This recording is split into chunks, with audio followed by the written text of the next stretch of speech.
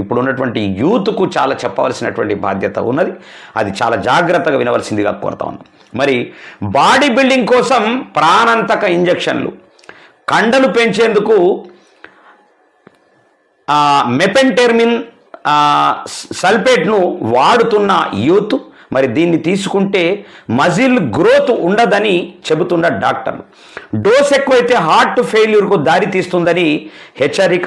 ఇటీవల జిమ్ములలో వ్యాయామం చేస్తూ కుప్పకూలుతున్న యువత, ఆ మరణాలపై ఈ ఇంజెక్షన్ మరి ప్రభావం ఉండొచ్చంటూ డాక్టర్లు.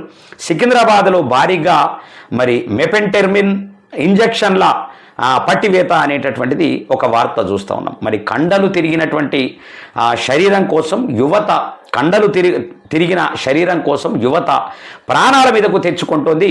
మరి 6 ప్యాక్ మోజులో పడి ప్రమాదకర ఇంజెక్షన్లు తీసుకుంటుంది. జిమ్ములలో కొందరు కోచులు చెప్పే మాయమాటలు నమ్మి హార్ట్ ఫెయిల్యూర్కు దారి తీస్తే ప్రమాదకరమైనటువంటి మెపెంటెర్మిల్ సల్ఫేట్ ఇంజెక్షన్లను రోజు తీసుకుంటున్నారు. దీంతో చిన్న వయసులోనే గుండె సమస్యల బారిన పడుతున్నారు. మరికొందరు మరి సడన్ కార్డియాక్ అరెస్టులను కొని తెచ్చుకుంటున్నారు.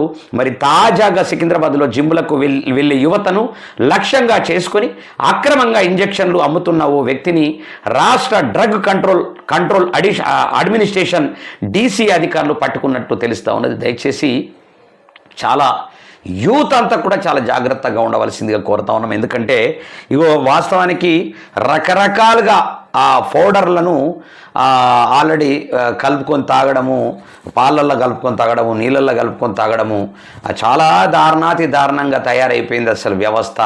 మరి రాబోయే రోజుల్లో ఒక ట్యాబ్లెట్ వేసుకొని బతుకుతారా అనేటటువంటిది కూడా ఒక సమస్యగా ఉన్నది. కాబట్టి దయచేసి యువతకు ఒకటే, అనవసరమైన ఇంజెక్షన్లు వేసుకొని ప్రాణాల మీదకి తెచ్చుకొని మధ్యలో అంటే 100 సంవత్సరాల జీవితాన్ని మరి 10-15 ఏళ్ళకు 20 ఏళ్ళకే జీవితాన్ని మరి క్లోజ్ చేసేటటువంటి పరిస్థితి మాత్రం ఉండొద్దని చెప్పేసి నేనైతే కోరుతా ఉన్నా.